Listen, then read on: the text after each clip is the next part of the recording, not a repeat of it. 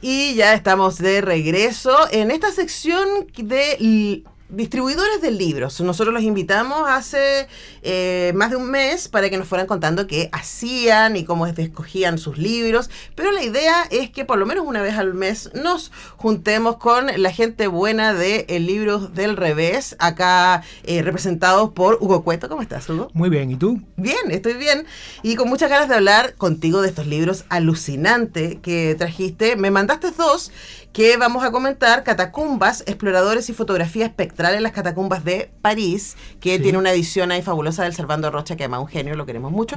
Y también de la masticación de los muertos en sus tumbas, que es un libro que no se lo pueden creer. Yo no sabía que existía, y además está la primera traducción al castellano. Sí, y es un libro que solamente puede publicar La Felguera. Exactamente. Bueno, expliquemos un poco, porque estos dos que nombré, luego vamos a ir a estos dos que tenemos encima de la mesa, estos dos que nombré son de Editorial La Felguera. Sí. Tratemos de explicar un poco qué es La Felguera y cuál es su mirada del mundo. Es difícil. Es difícil. Es difícil explicar qué es La Felguera. Bueno, La Felguera es una editorial que nace casi como un proyecto cultural político que con el paso de los años se acaba convirtiendo en editorial.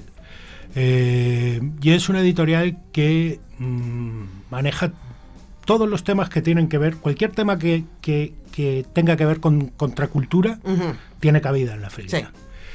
Sí. Servando, que es el editor, que estuvo en Chile el año pasado. Sí, ahí sí.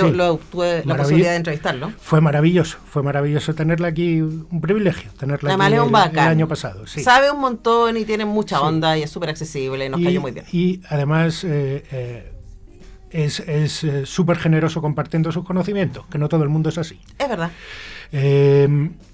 Y bueno, te decía que él dice que si tú sigues el catálogo, la línea editorial de La Felguera, eres capaz de descubrir cuál va a ser el próximo libro que edite La Felguera. Yo creo que es imposible. O sea, yo soy absolutamente incapaz.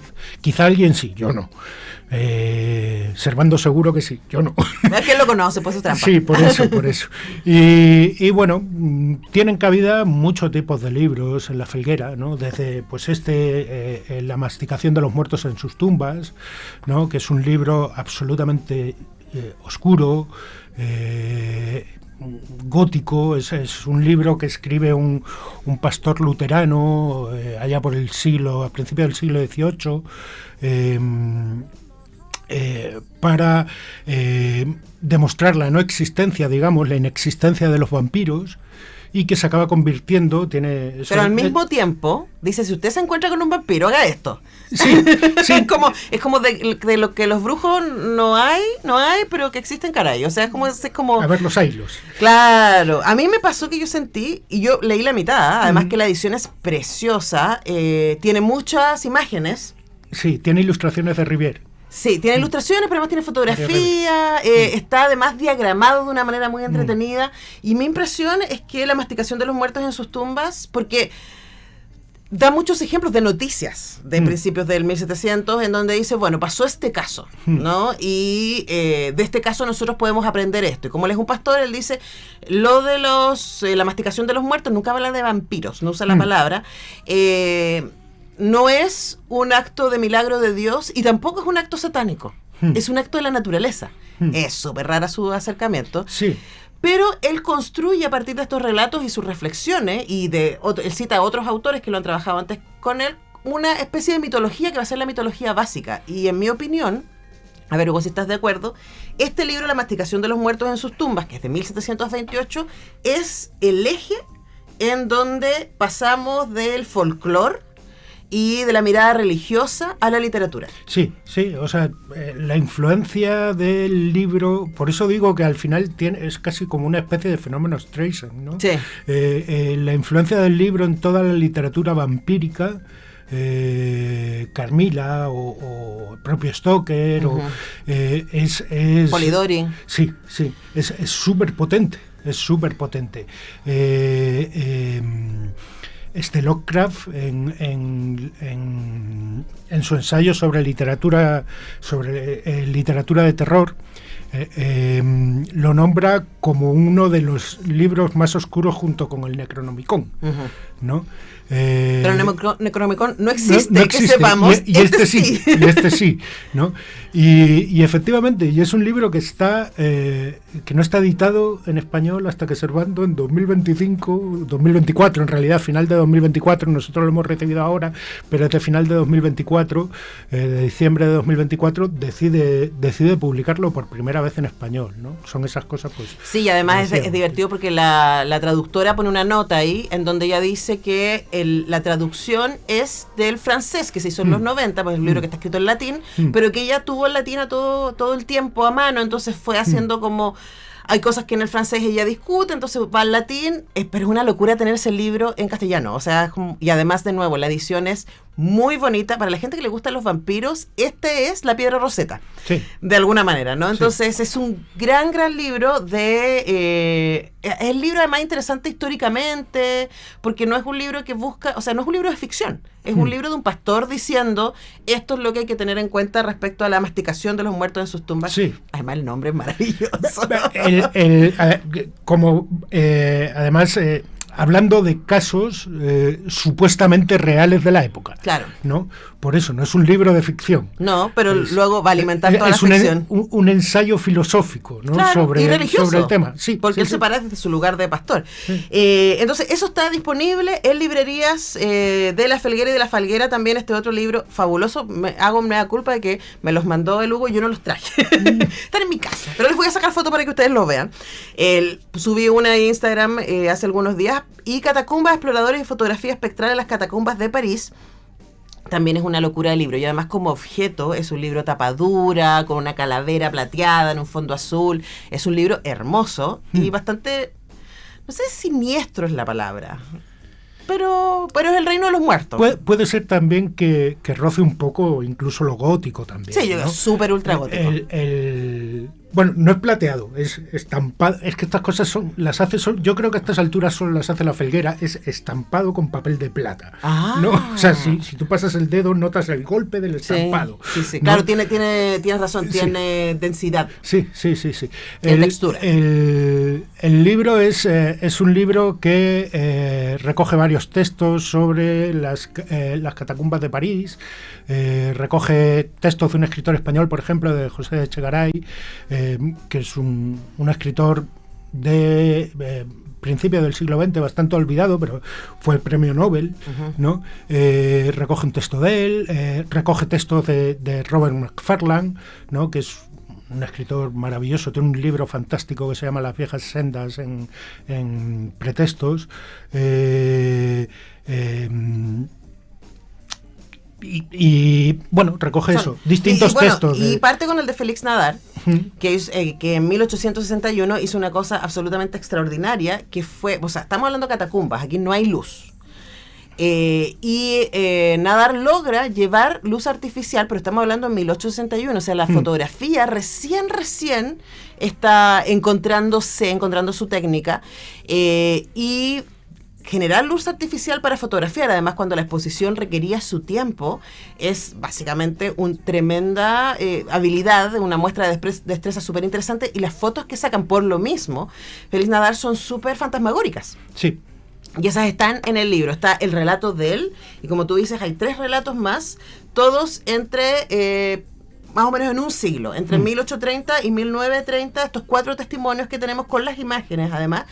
Y yo no me había detenido, además el Servando hace una introducción donde cuenta un poco la historia y en las catacumbas se cerraron, se abrieron, se cerraron, se abrieron, se cerraron. Y hoy día se supone que es ilegal entrar, pero la gente entra igual. Sí. Hay toda una catáfilos que van a ir a darse unas vueltas a las catacumbas, y él habla de carretes, básicamente, que se hacían ahí, que los niños bien bajaban a las catacumbas a bailar y a hacer carretes entre los esqueletos.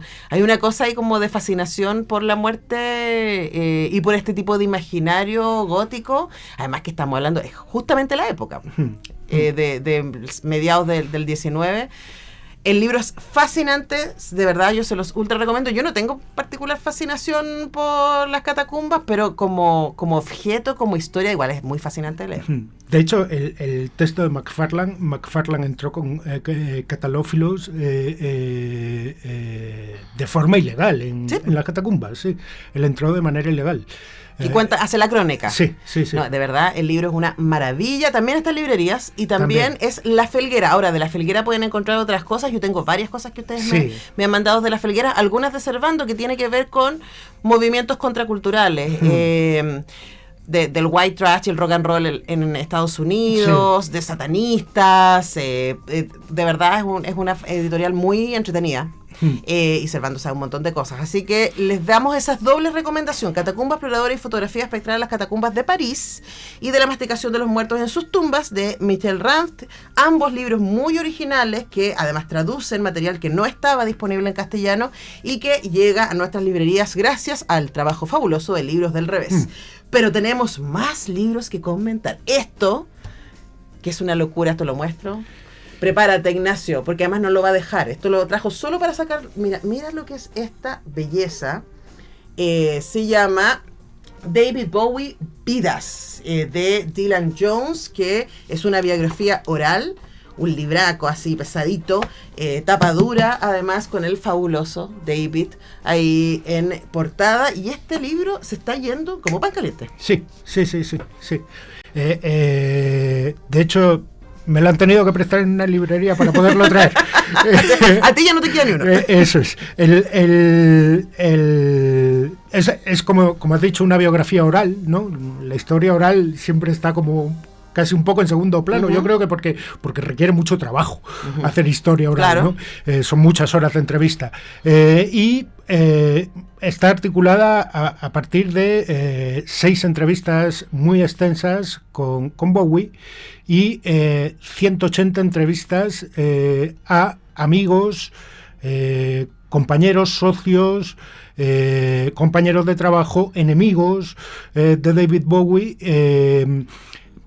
de las que se ponen pequeños extractos de, yo qué sé, o sea, por ejemplo, viene un extracto que tiene bastante gracia de Rick Gervais, ¿no? Que, por ejemplo, o sea, simplemente... El cómico inglés, si alguien no sabe. Sí, un cómico inglés. Simplemente por poner el ejemplo, porque es como... Bien curioso, pero es un poco cómo está enfocado el libro, ¿no? Muchas voces, una polifonía. Habla de que llega a casa David Bowie le recibe y dice que de repente ve una escultura de acero tirada en el suelo, de peltre o algo así, tirada en el suelo, y David Bowie le dice, sí, dice, esto es... Me lo regalaron, dice, el artista básicamente ha hecho en 3 dimensiones, dice, lo que Picasso hacía en 2, ¿no? Como menospreciándolo, dice, y lo tenemos ahí, dice, porque a la niña, dice, le gusta darle martillazos, ¿no? Y Rick Gervais dice, por esas cosas es que Bowie me caía tan bien, ¿no? y son un poco cosas así que trascienden... Muy desde el cotidiano. Sí, que trascienden a Bowie... o sea, a Bowie como personaje o a cualquiera de los otros personajes que el propio Bowie creaba como personaje, ¿no? Van un poco más a la persona, desde gente que lo conoció de manera muy íntima, ¿no? Y es una biografía bastante atípica en cuanto a eso, ¿no? Entre las múltiples biografías que hay de Bowie, claro, esta es bastante atípica ahora, en cuanto a eso. Es la definición del no oficial, porque, claro, no solamente no es la idea de homenaje, ¿cierto? De la gran persona, sino más bien tomar estos distintos relatos, estos distintos puntos de vista y ponerlo a disposición de lectores. Es un libro grande, así que los fans de Bowie, que somos tantos, aquí todo el equipo es fan de Bowie. No se lo pierdan, es un libro que van a encontrar en librerías porque lo distribuyen nuestros amigos de Libros del Revés y por eso estamos con Hugo Cueto hoy día hablando. Ahora también nos trajo uno, este lo vamos a regalar, no me lo llevo para la casa, Ignacio, este se va a regalar. Antología de relatos sobre mujeres vampiras. Yo tengo varios de Valdemar. Sí. De mujeres vampiras. Hay uno más grande. Sí. Hay otro que tiene otra portada. No sé si salen los mismos cuentos. Pero hay que decir que a mí me dio una locura en los... Fue en marzo o abril, que me puse a leer puros relatos de mujeres vampiras. Este mismo está en edición en la colección gótica, que es más grande, efectivamente, que está agotado ahora mismo y está en esta Creo que ese edición es el más que me leí, baratita, porque sí. reconozco estos cuentos. Sí, Oye, este libro es una maravilla. sí, sí. Claro, el que sale es como una reina de corazones Sí, en la portada. efectivamente. Ah, lo efectivamente, tengo. Efectivamente. Oigan, no sé, de verdad es que este libro es una maravilla. Y aquí, por ejemplo, podemos hacer el salto desde la masticación de los muertos en sus tumbas a estos relatos. Sí. Porque además este libro empieza con Carmilla. No, es el segundo. empieza con La muerte enamorada, Sí. de Gautier. Y esto es súper interesante porque hay mucha gente que cree que la literatura vampírica parte con Bram Stoker y no, señor. No, hay... Y de hecho está Polidori también, que también Sí. es antes, que es parte de esa escena fabulosa en de donde va a salir Frankenstein. Sí. Él va a escribir un cuento de vampiros y va a ser el primero que escribe un cuento de vampiros, Polidori, que yo no lo he leído, solo estoy referenciando, donde el vampiro es un señor elegante. Sí. Y no un monstruo. Sí, un dandy. Un dandy. Después está La muerte enamorada. Yo me acuerdo de este cuento, porque me impactó mucho. De 1836, y también después inmediatamente está Carmilla, que es un cuento muy famoso. Mítico. Y es como la construcción de la mujer vampira, De la mujer vampiro. Que es sexy y atrayente, y ahí empieza a aparecer esta cosa no monstruosa del vampiro, ¿no? Y vamos a seguir hablando de eso, porque a la vuelta con la Sol Márquez vamos a estar hablando de Drácula. ¿Viste Drácula, la versión de la BBC? Está en Netflix. La vamos a comentar en un rato. Creo que sí. No estoy seguro. Son 3 capítulos. Creo que sí. 3 capítulos, pero cada uno dura como 1 hora y media. Y ahí vuelve al vampiro de Bela Lugosi. Ese es como el referente, y son los mismos creadores de la serie de Sherlock. Entonces tiene como esa estética y ese atractivo. Lo entretenido de leer una antología como esta es que podemos pasar por los tópicos y cómo esos tópicos se van moviendo en las distintas épocas, porque aquí partimos a mediados del siglo XIX y vamos hasta finales del XX, con los cuentos acá. Sí, está, pues eso, sí, desde Le Fanu, claro, Carmilla, o desde Gautier, hasta Stephen King. Oye, ese cuento de Stephen King es escalofriante. Bueno, para decir un cuento de Stephen King escalofriante es como un lugar común. Ahora, por si alguien que nos está viendo no conoce a Valdemar, expliquemos un poco por qué amamos tanto a esta editorial y por qué ustedes insistentemente la traen. Bueno, Valdemar es la gran editorial de terror, de libros de terror. Aparte tienen clásicos, tienen muy bien hechos, además, muy respetuosos, tienen otro tipo de literatura, tienen una colección de literatura erótica, pero su fuerte es el terror y es la gran editorial de terror en castellano. Sí. Hay gente que tiene toda esta colección. Sí, sobre todo la gótica. La grande hay mucha gente que la colecciona. Sí, que son estos mismos, pero un poquito más grandes. Más grandes, eso es. Ahora, estos son más fáciles de andar trayendo en el bolso. Sí. Hay que decir. Sí. La colección gótica es para tenerla en la casa.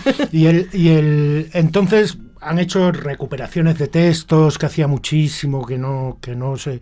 Han dignificado un poco la literatura de terror en castellano, que a veces era, antes de que apareciera Valdemar, era muy difícil encontrar libros con traducciones de calidad, con ediciones de calidad en castellano, ¿no? Y Valdemar ha dignificado un poco eso, ¿no? Además, por eso es que la queremos tanto, efectivamente. La queremos tanto, y también yo agregaría como lectora, ¿no? Que, por ejemplo, yo siento que empecé a leer terror recientemente, gracias a Valdemar y a Libros del Revés, entre otras cosas, porque, claro, te permiten hacer estos recorridos, ¿no? Desde los inicios y los primeros referentes que tenemos de algunos cuentos, ¿cierto?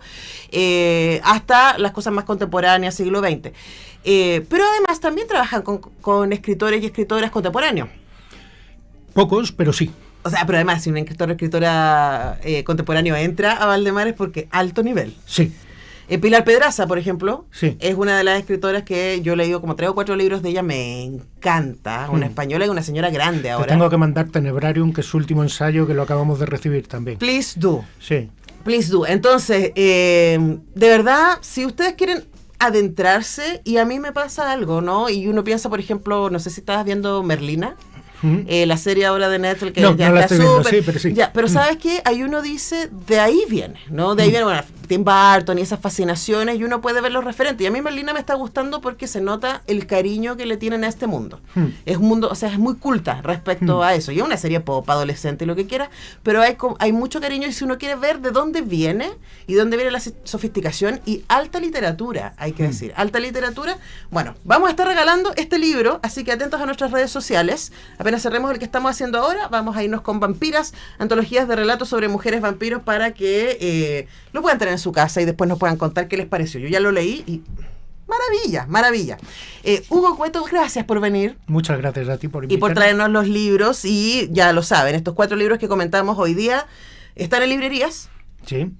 ¿Hay algunas librerías donde hay más? En librerías independientes, especialmente en librerías independientes, ahí lo podéis encontrar. La Inquieta. La Por Inquieta, ejemplo. La Inquieta, por que ejemplo. somos amigos de La Inquieta, Sí, así sí. que vayan ahí. Y además lo bueno de La Inquieta es que, como ustedes son bien amigos de nuestro querido Gerardo, es como si no tiene el libro, alguno de estos 4 que nombramos hoy día, se lo consiguen. Pero bueno, o sea, está en La Inquieta, las librerías del centro, Providencia, Las Condes, librerías independientes. En el drugstore seguro encuentran. Está en muchas. Sí, así que Hay vayan muchas. por el de Bowie. Qué maravilla. Gracias, Hugo, por venir. Ya, a ti. Ya llegó Solmar, que vamos a seguir hablando de vampiros hoy día, me encanta. Vamos después de estas canciones.